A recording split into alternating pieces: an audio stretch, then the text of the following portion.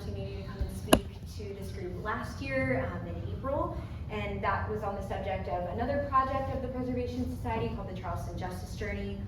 But, and you can learn more about that on our website if you're interested. But tonight, I'm delighted to be back to share about a separate but related project called the Mapping Charleston's Black Burial Grounds Project or Initiative, which will be getting underway this fall in earnest with the support of a National Park Service grant. So that's big for us at the Preservation Society, and it's big for Charleston.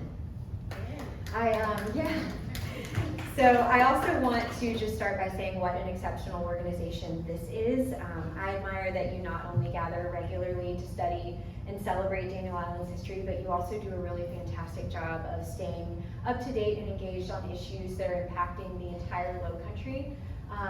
I think that's a really important line to toe, and that a lot of the challenges that communities across the region are facing are shared, and the best thing we can do to approach those and tackle those issues is to stay in communication and collaborate and share ideas. So that being said, the Preservation Society is especially grateful for this forum. I'm honored to be able to speak with you tonight about this ongoing project, and just want to share more about how you can participate along the way as well. So first, I want to provide just a little bit of background about our organization if you're not familiar, and the work that we do in the Low Country. So the Preservation Society was founded in 1920. Today we're the oldest local membership-based historic preservation organization in the country. Here's our founder, Susan Pringle Frost, on the left. We have a group of early members in the middle, in the 1920s or 30s, and then on the right is the Joseph Manigault House, which some of you may be familiar with downtown. Saving this house from demolition in 1920 was our first preservation fight and victory that really set us in motion as an organization. And our mission has always been to protect Charleston's unique historic resources, culture, and sense of place.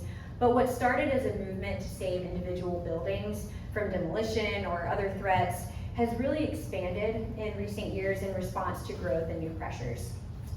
In 2020, we celebrated our centennial anniversary. Here's a historic marker up here on the right that we erected at the site of our first meeting at 20 South Battery.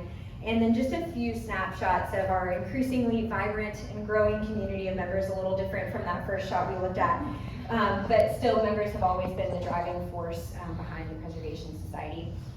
And in our second century of preservation work, we are working to prioritize the preservation of communities, landscapes, and the tangible and intangible heritage that allows us to be better stewards of our city's past, present, and future.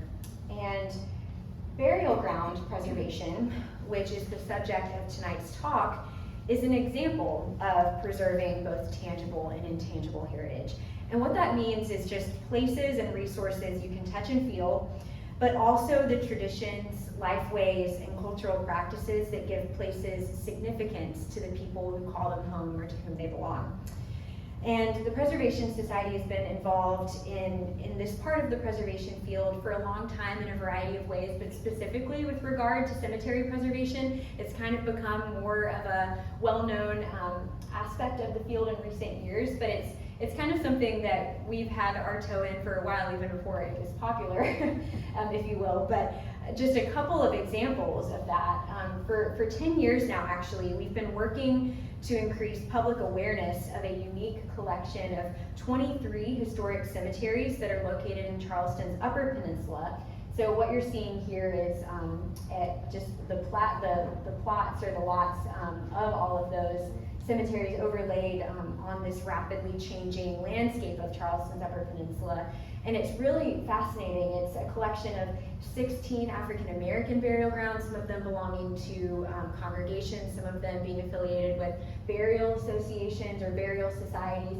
We have Jewish and Greek Orthodox cemeteries, as well as various Catholic and Lutheran, and I could go on. It's 23 cemeteries, and just a really great example of the diversity of Charleston's cultural and social history in such a microcosm of an environment. But in 2017, we were successful in nominating this as a district to the National Register of Historic Places. It's called the Charleston Cemetery Historic District. I forgot to mention Magnolia is the biggest one that's a part of that district. So if you're familiar with Magnolia Cemetery, but you haven't visited all these other cemeteries, it's a really great way to explore Charleston's history in a unique way. So I would encourage that. Another quick example, for the past couple of years, we've been working with a group of stakeholders to preserve and actually physically restore at-risk African American burial grounds through the African American Cemeteries Restoration Project. And this is really spearheaded by the City of Charleston's Mayor's Office.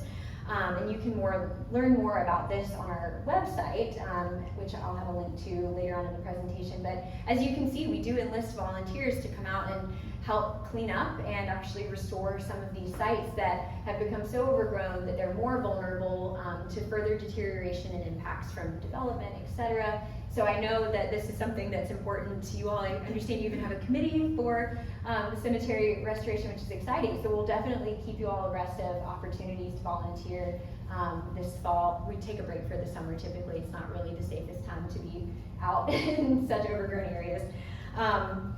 But building on this foundation of involvement, I'm excited to share with you about the Mapping Charleston's Black Burial Grounds project that's really emerged at the center of all of this, bringing together these issues.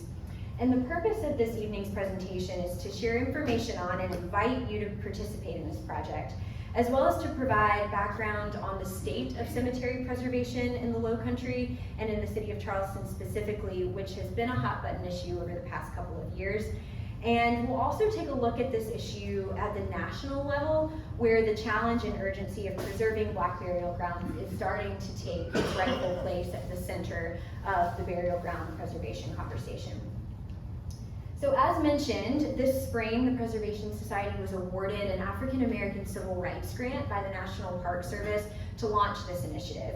And this federal grant program, it's really interesting. It provides support to projects that document, interpret, and preserve sites and stories related to the African American struggle to gain equal rights. And this year's $16.2 million in grant funding will benefit 44 projects in 15 states.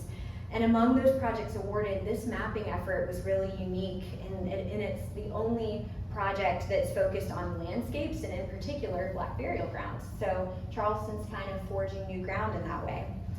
And the Preservation Society's goal through this project is to implement a community-led open source mapping project to produce a comprehensive inventory of historic Black burial grounds in the city of Charleston.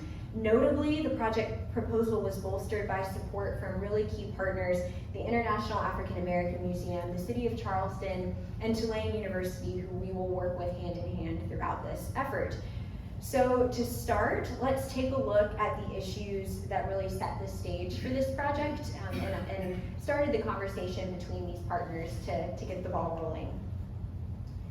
So this grant proposal was developed collaboratively, and it was in response to a local problem that's shared by communities across the country and has long been overlooked by preservationists and municipalities alike. And that problem is that threats to unmarked or inactive Black burial grounds are increasing rapidly due to a myriad of factors, including lack of documentation, heightened development pressures, as well as environmental threats, namely flooding and sea level rise. You can see a couple of examples of what we see all across our city here on the slide. And anyone who cares for a family burial plot in any capacity can attest to the many challenges that cemetery preservation presents. Caring for cemeteries can require significant financial resources, time, effort, and unless a sound system for perpetual care is in place, it can be really challenging to sustain that over generations as stewards die off and as younger generations move away. This is actually a photo from a 2012 cemetery cleanup that show a group of volunteers cleaning up the Lewis Christian Union Cemetery, which was a cemetery in the Charleston Cemetery Historic District that we talked about just a moment ago, that actually had no surviving caretakers left.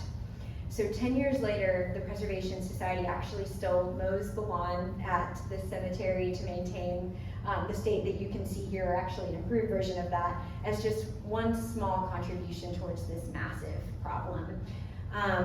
And as discussed, cemetery preservation is challenging regardless, but these challenges are amplified in the case of historic Black burial sites, because places sacred to African American communities have been underrepresented and undervalued in traditional surveys and subject to discriminatory land use practices throughout American history. They're more likely to be considered abandoned or lost to public memory altogether than white cemeteries are, tenfold. So we'll explore a couple of local examples of that in just a moment, but to pivot to an encouraging note, as we said, for the first time in US history, this problem shared by communities across the country is starting to emerge in the center of the stage. In 2020, the Senate entertained the earliest form of what is now known as the African American Burial Grounds Preservation Act.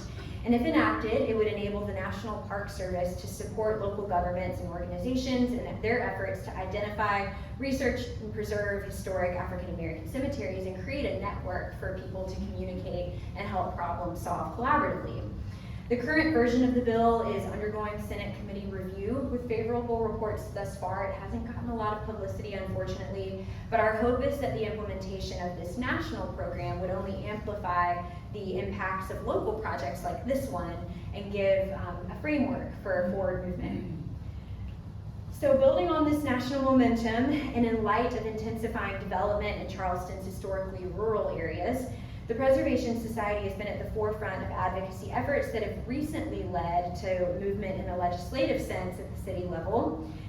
And as has already been mentioned tonight, hitting very close to home, many of you likely remember this conversation well, as unmarked African American burials adjacent to McDowell or Old Ruins Cemetery on Clements Ferry Road were a key catalyst for this conversation around the need for more protection at a municipal level for burial grounds, and in particular African American burial grounds. And before I go any further into this story and sharing the background, I do want to also acknowledge two community advocates who have been so integral to this effort and have really laid the groundwork for cemetery protections that will help the city be better stewards of its resources for years to come. You likely know them well, and it's Miss Mary Skinner, chair of the Cane Hoy Methodist Old Ruins and Cemetery Corporation, and Mr. Fred Lincoln, a leader in the Jack Primus community and chairman of the Wanda Hughesy CEC, who are both here this evening, and have been standing up for cemetery preservation for decades. I've only been here since 2018, but they've been doing this for decades. And at the right time, this is what we're going to talk about too, at the right time, they assembled the right team of people to initiate change for the better. So let's talk about that. When the most recent phase of a residential subdivision called Oak Bluff got underway in early 2021, the Preservation Society had already been working alongside residents like Ms. Skinner and Mr. Lincoln for years to mitigate potential impacts to McDowell and surrounding unmarked burials. Archaeologists have not questioned the presence of additional burials that extend to the north of McDowell, as you can see here. I don't know if the clicker goes onto the screen, it will.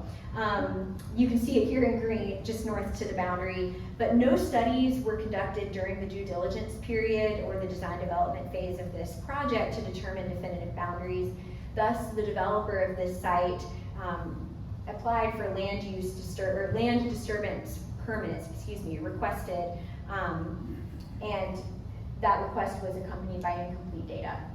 So that was a problem, and with no local tools for intervention, Ms. Skinner and Mr. Lincoln did the essential work of alerting local elected officials and residents to the issue at hand. They convened site visits with council members, state representatives, city staff, neighbors, preservationists, and brought light to unanswered questions that the developer would rather have swept under the rug. Working in tandem, the Preservation Society built on this momentum, and we actually contacted the South Carolina Department of Health and Environmental Control in spring of 2021 to express concerns about that permit request that we just mentioned, citing a strong likelihood for the developer to encounter unmarked burials during construction if they were to proceed without further study. In a watershed move, South Carolina DHEC actually issued a stop work order requiring that the developer conduct further investigation of probable burials before restarting work. The developer did comply with that request and work was stopped. As you can hear from the advocates who are still very much on the ground here, there has not been a full resolution to this conversation as of yet, but we do know that the imminent impacts of that development that was directly threatening certain burials that were known to be there, that was mitigated, and so that's a huge win. And Mrs. Skinner and Mr. Lincoln, if you would like to stand up, I know we've already given you a round of applause, but if we could just recognize you one more time, I'd like to honor you with a round of applause just for your tireless work and commitment.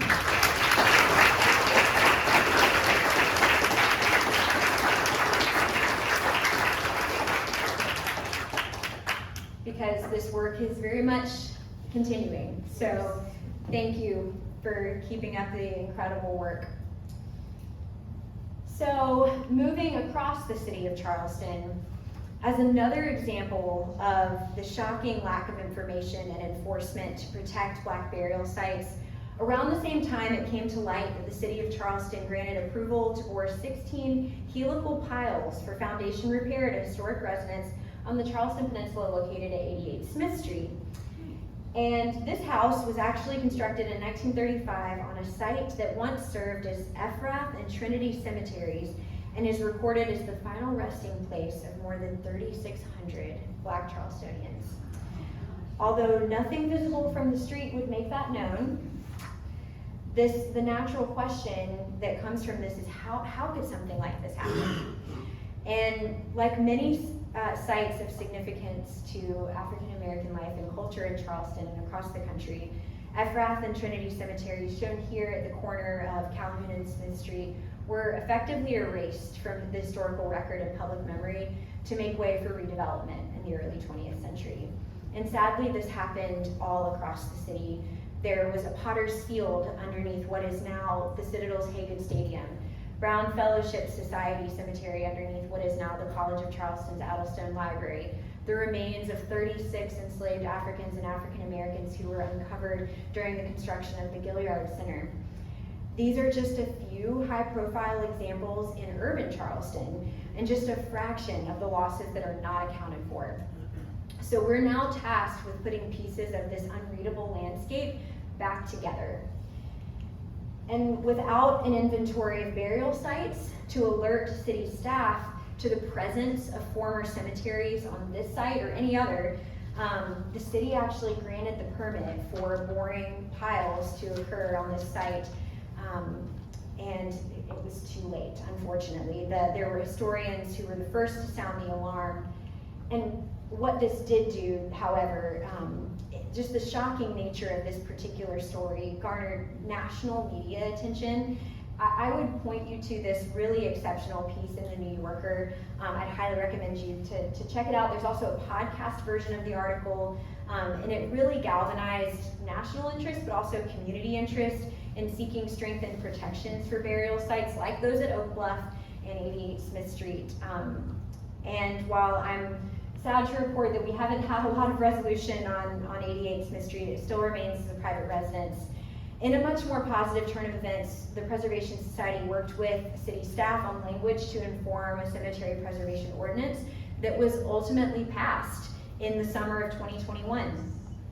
And the local ordinance enables the city to stop construction if a developer receives notice that burial sites are present, which is a major preservation win.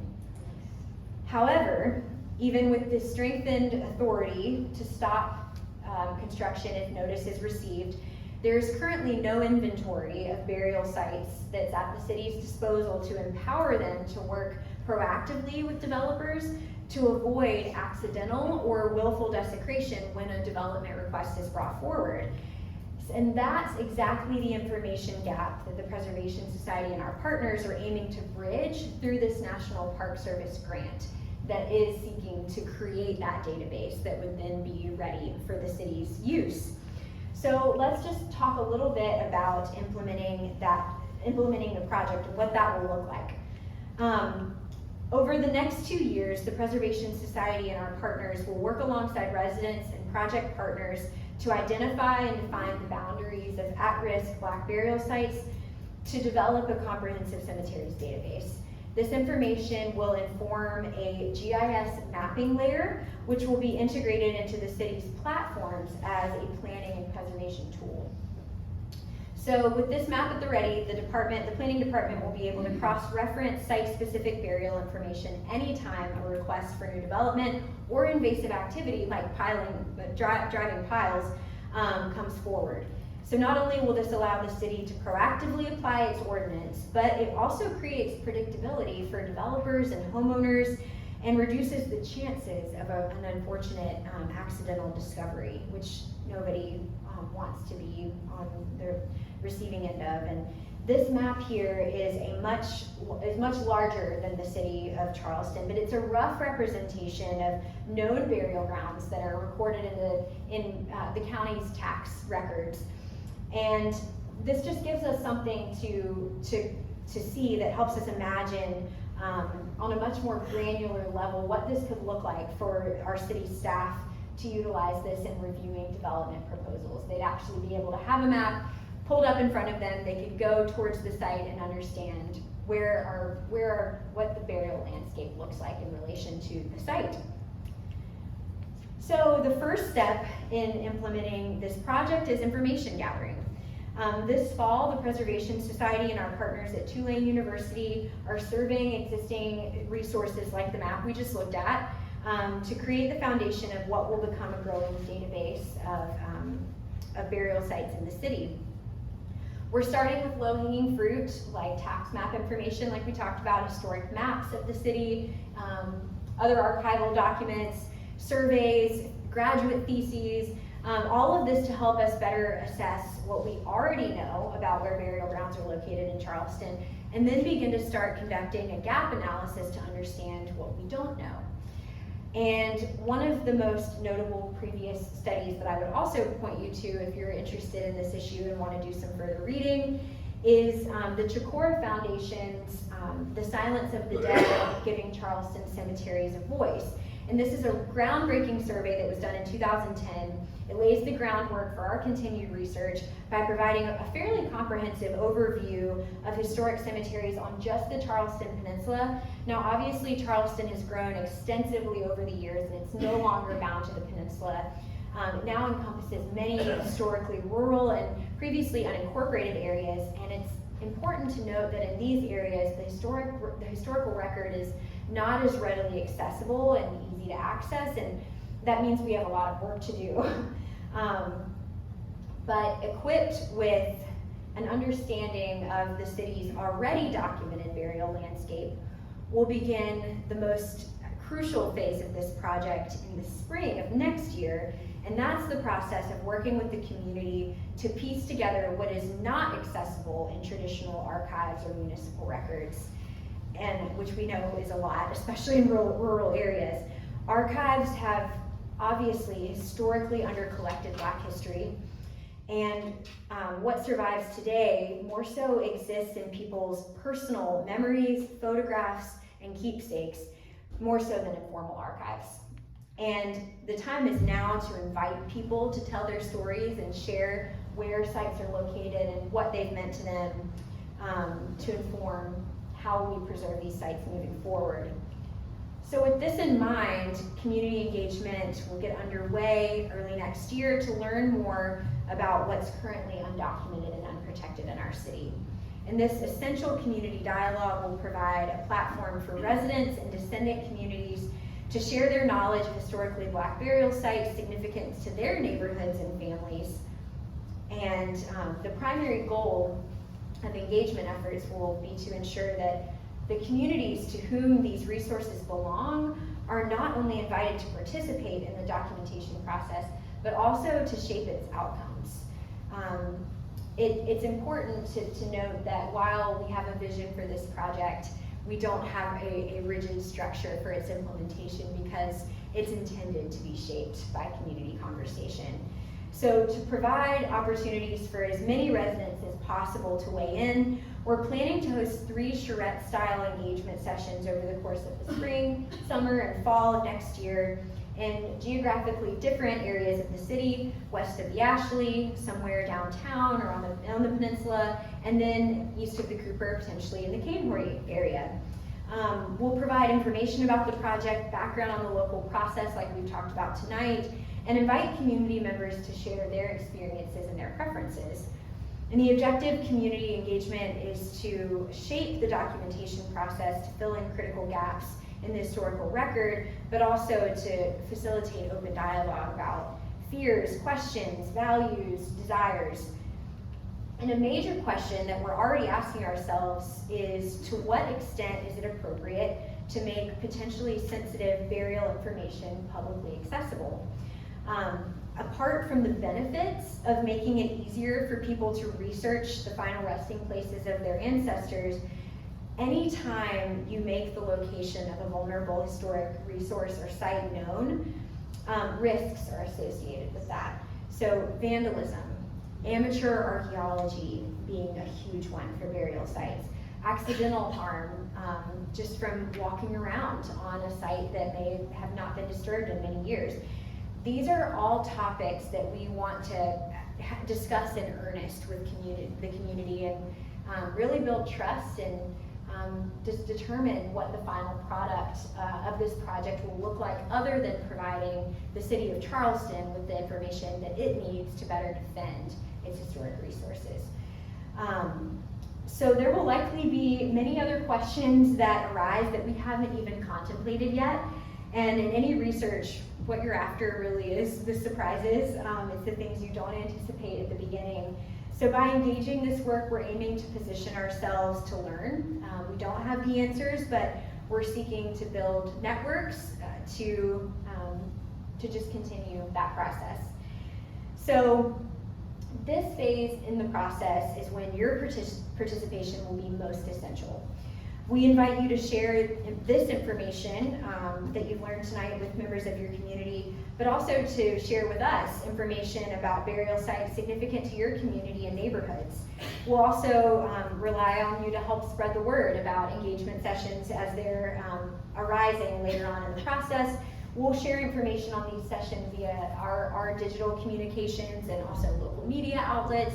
But we'll also be reaching out to local churches, neighborhood associations, and other community centers. But neighbor-to-neighbor communication is always key. It's a grassroots effort to make sure that we allow people who may not traditionally have been reached through other methods of outreach to participate in this conversation.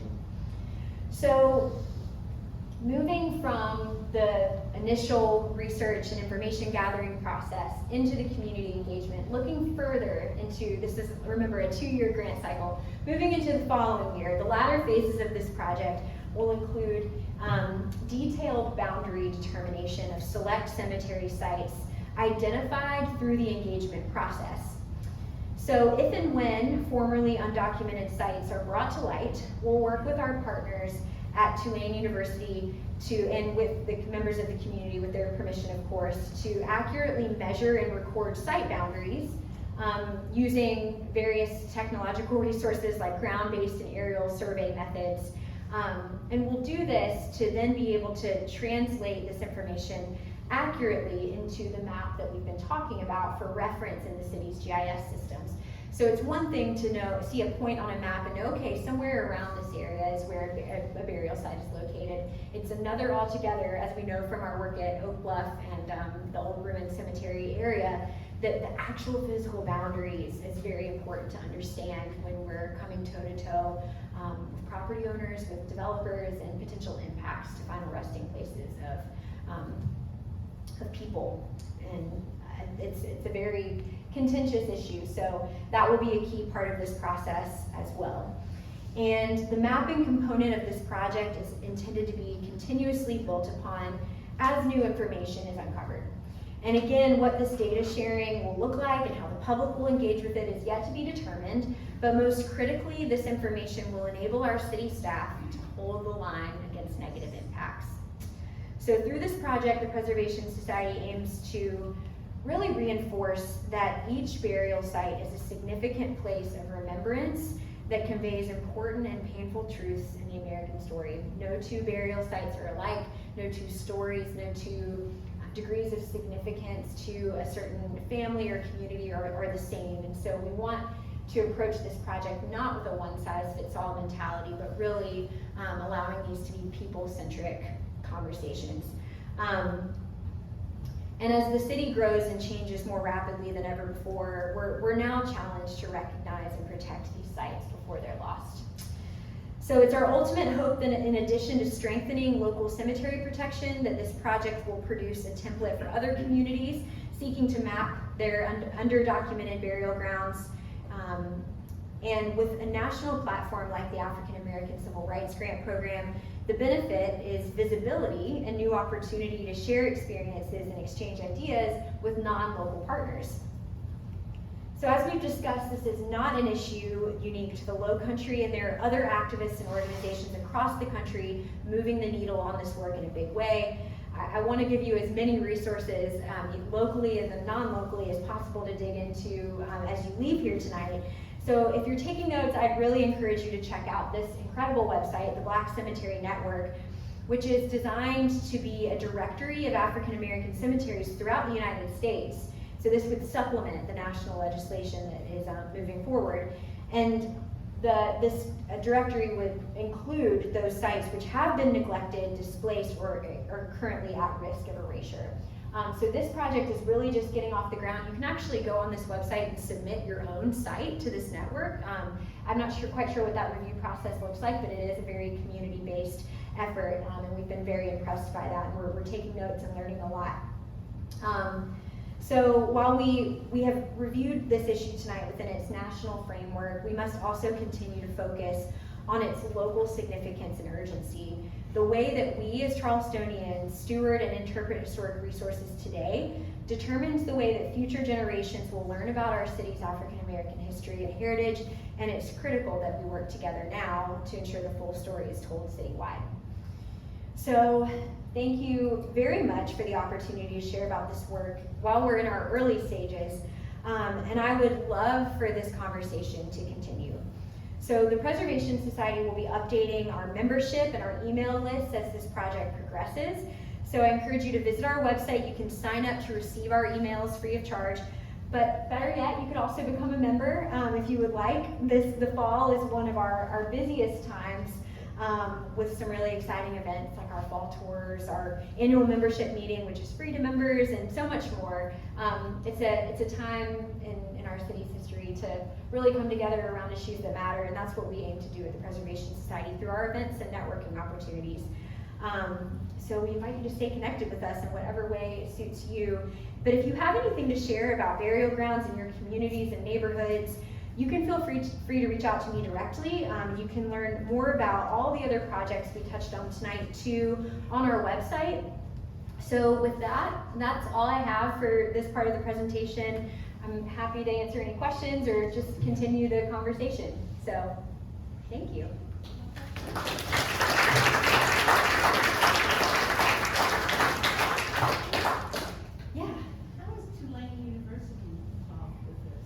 Great question. So Tulane University, there is a professor there, Dr. Brent Fortenberry, who is the director of the School of Architecture Preservation Studies component. And he used to be based in Charleston. We've had a long-standing relationship with him, and we started working together on this subject of documenting African American burial grounds, actually on another project that we were working on together on Jahasi Island, which is an entirely other conversation, but they had a similar research focus as a program and offered to come alongside us with funding that was already in place, and so we started working together on this project. But it's a good point to kind of bring up this non-local institution and their involvement, because Clemson University, who has a presence here locally, is also doing really great work in this realm. They were kind of already working on their own efforts, and so we're just bringing more members on the team. It takes a village, so yeah. Similar to like 88 Smith Street, what happens if you like identify a burial ground, but it's like privately owned by somebody, they've built their house on top of it?